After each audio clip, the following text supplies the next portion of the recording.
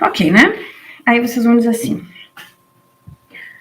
ok, Ju, mas eu não consigo. Deixa eu só olhar aqui.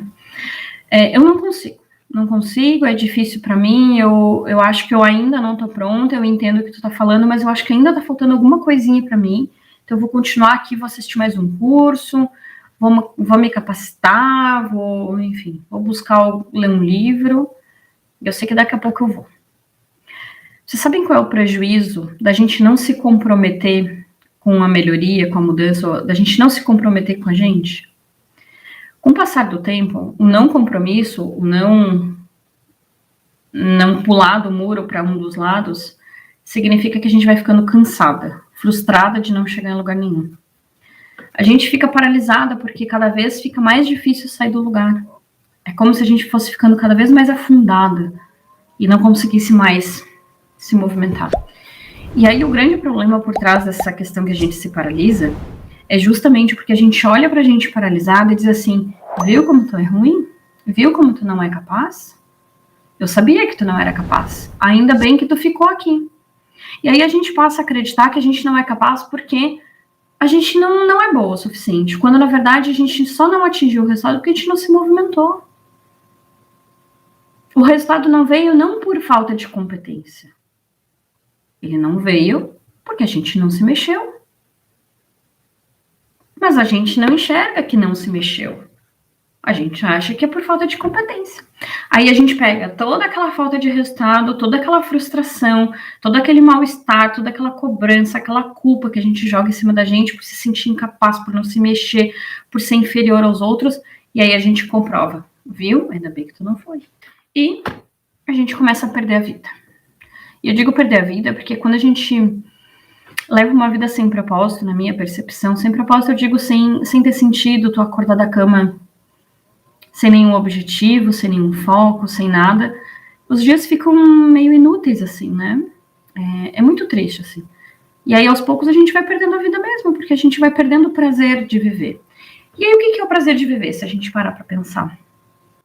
É o correr, é o brincar, é curtir os filhos, é curtir família, curtir amigos, é descansar, é aprender. Mas isso envolve risco. Isso envolve exposição.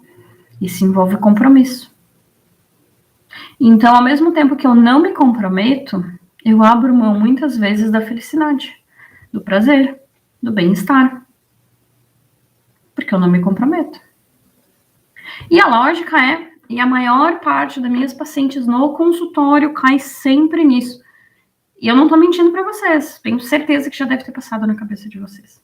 O que eu mais ouço no consultório é: eu não faço porque eu tenho medo de perder.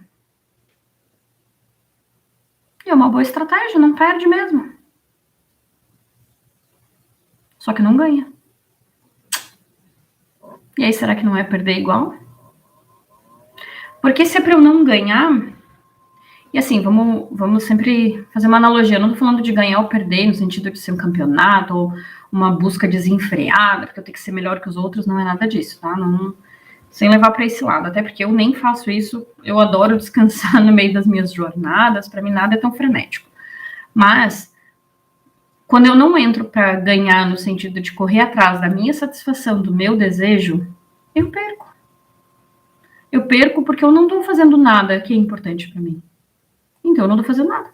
Porque se eu estou fazendo alguma coisa para os outros ainda. Então pensem nisso. Aquilo que vocês deixam de se comprometer, o que traz de prejuízo? E traz muito prejuízo. Será que eu convenci vocês a se comprometerem? A gente tem que entender que o movimento é o que faz a gente viver, que faz a gente crescer, faz a gente evoluir.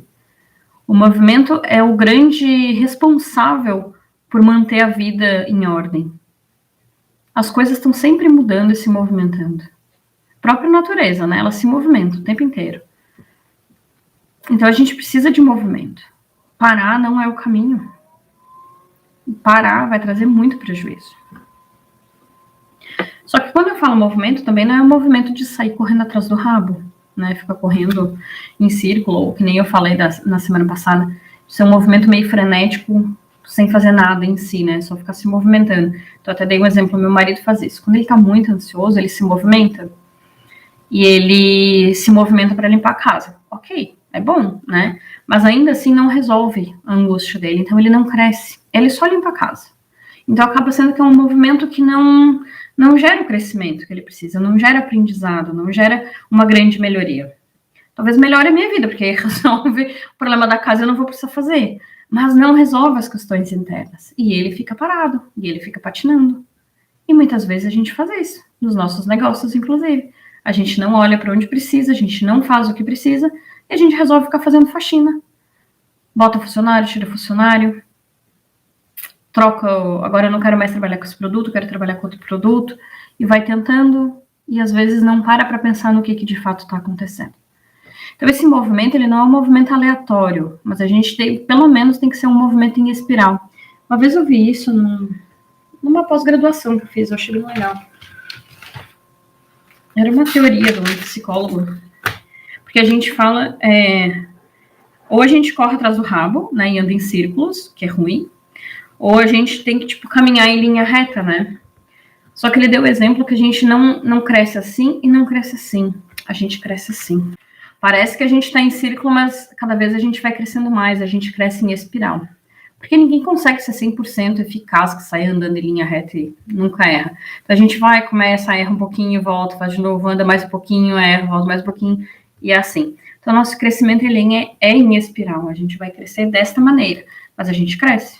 A gente tem que continuar se movimentando. Faz sentido? Quero colocar vocês em movimento. Quero saber se já convenci vocês. Se não convenci, eu vou falar mais. Ok, Ju. Tu até me convenceu, mas eu, particularmente, tô muito sem força, assim. Eu não tenho de onde tirar. É extremamente difícil. Eu não sei como. Joga a mochila do outro lado do muro. Agora é a questão de jogar a mochila do outro lado do muro. Como assim? Vamos voltar lá que eu falei no início, da questão da minha mãe matando aula, né? Simplesmente ela pegava a mochila, ela era muito decidida, impulsiva, mas muito decidida. Ela pegava a mochila e jogava. Depois ela corre atrás para saber como que ela vai lidar com os problemas. Se der bom, ótimo, se livra da aula. Se der ruim, vai lidar com as consequências. Ela apanhava, etc., quando chegava em casa, mas ela dava conta. E aí a questão de jogar a mochila é isso, e aí eu vou trazer o meu relato pessoal, assim. Eu sou uma pessoa que eu tenho muito isso, assim, de pensar um zilhão de vezes antes de fazer, e eu penso. A minha habilidade é que eu penso mais rápido, então eu sou mais rápida para planejar e pensar em todas as possibilidades, mas eu penso.